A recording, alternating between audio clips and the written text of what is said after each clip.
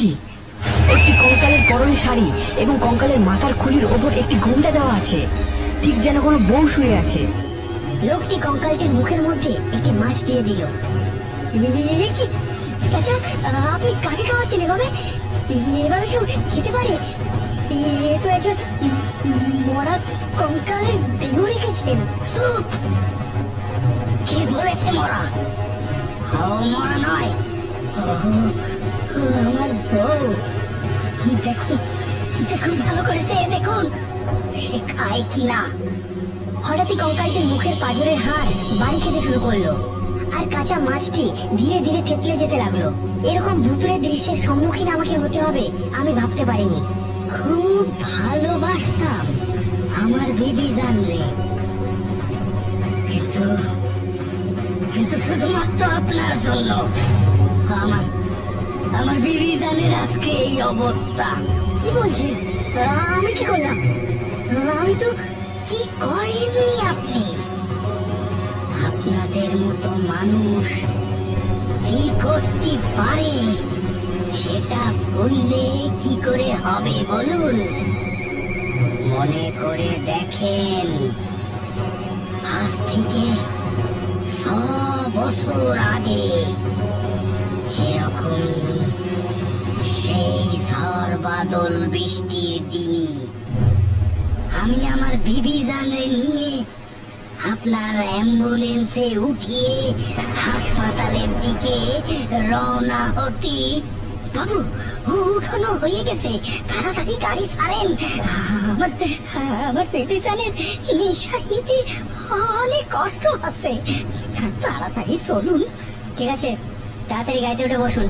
আমি আপনার কথা মতো গাড়িতে উঠে বসলাম। শুনছ? গাড়িতে স্টার্ট দিয়ে আপনি হঠাৎ স্টার্ট বন্ধ করে ফেললেন। আপনার ফোন আসায়। হ্যালো, কে বলছেন? হ্যালো, আমি সত্যনারায়ণ প্রধানের বাড়ি থেকে বলছিলাম। প্রধানের বুকে ব্যথা উঠেছে, তাড়াতাড়ি চলে আসুন, তাকে হসপিটাল যেতে হবে। কিন্তু আমার গাড়িতে তো পেশেন্ট রয়েছে। আরে তাতে কি হয়েছে? আপনাকে 2,500 টাকা দেবো, তাড়াতাড়ি চলে আসুন তো। এমার্জেন্সি কেস, বুঝতে পারছেন না নাকি? এই যে চাচা, আপনি একটু তাড়াতাড়ি নামুন তো, আর আপনার বউকেও নামান। আমার তো এমার্জেন্সি কাজ পড়ে গেছে। বাবু, এমন করবেন না। আপনি আপনি তাড়াতাড়ি চলুন। আমার আমার বেবি জান কেমন কষ্ট পাচ্ছে দেখছেন না? আরে প্রধানের বাড়ি থেকে ফোন এসেছিল, তার বুকের অবস্থা খুবই খারাপ। হাসপাতালে পৌঁছে দিতে পারলে আমাকে 2,500 টাকা দেবে, আর আপনি তো মাত্র 800 টাকা দিচ্ছেন। বাবু, তো ভাই আপনার এমন করবেন না।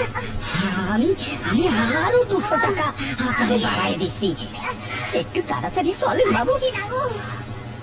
আচ্ছা ঠিক আছে, আমি আপনারে 2,500 টাকাই দেব, তবে সেটা এখনই দিতে পারবো না।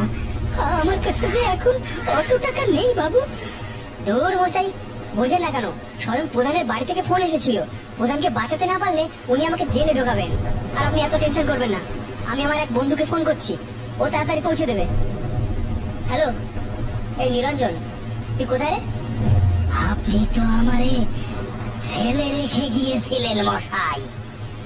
তার অনেকক্ষণ পরে একটা অ্যাম্বুলেন্স এসে পৌঁছয়। তাড়াহুড়ো করে তার অ্যাম্বুলেন্সে আমার বিবি জানরে উঠানো হয়েছিল। আমরা আমরা রওনা দিয়েছিলাম হাসপাতালের দিকে, কিন্তু কিছু পথে গিয়েই সে মদ খাওয়া শুরু করে যায়। দাদা, একটু তাড়াতাড়ি চলেন।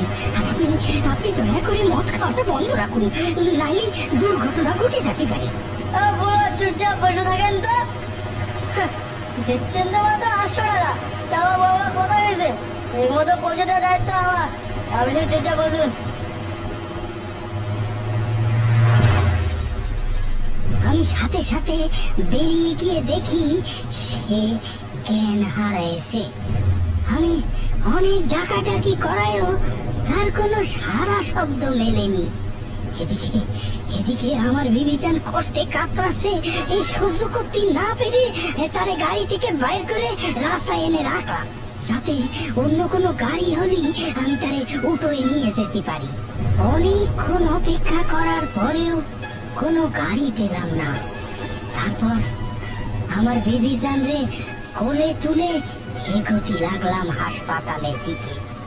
হাসপাতালের পথ অনেকটাই, আর আর আমায়ও তাড়াতাড়ি পৌঁছতে হবে, না হলে অনেক যে কষ্ট পাচ্ছে আমার বিবিজান। আমি আমি চিন্তা করলাম, আমি যদি কোনো ভ্যান পাই তাহলে তারে টেনে নিয়ে যেতে পারবো। তাই আমি তাকে রাস্তার পাশে একটা গাছতলায় রেখে আমি আমি গ্রামের ভিতরে ঢুকে গেলাম। কারো যদি একটা ভ্যান পেতাম, তাকে তাকে যে করেই হোক আমি ডেকে নিয়ে আসবো, এই আশা করে আমি গ্রামের ভিতরে একটা বাড়িতে গেলাম। দাদা, একটু শুনছেন? আমার একটু সাহায্য করবেন? ও দাদা, শুনছেন? আমার একটু সাহায্য করবেন? কোনো সারা শব্দ না পেয়ে আমি আমি হঠাৎ দেখলাম ওই বাড়ির উঠোনে একখানা ভ্যান দাঁড় করানো আছে। আমি আর কিছু চিন্তা না করে আমি কোনো রকমে ভ্যানটা নিয়ে টান মারলাম। হঠাৎ হঠাৎ বাড়ির মালিক পেছন থেকে আমার চোর চোর বলে চিৎকার করে লোক জড়ো করলো। আমার আমার কি অভাগা কপাল! আর কোনো কথা তারা শুনলো না, বিশ্বাসও করলো না। কাছে বেঁধে আমারে মারতে শুরু করলো। তাদের কাছে আমার অসহায়ত্বের কোনো দামই রইল না।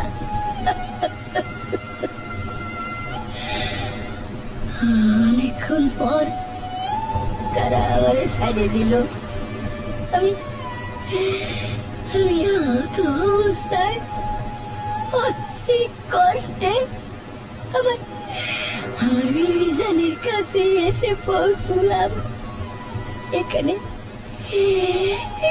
এসে দেখলাম সেখানে বিবিজানে রেখে দিয়ে গেছিলাম।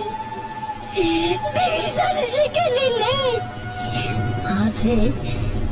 আছে শুধু কোখানা কাতা।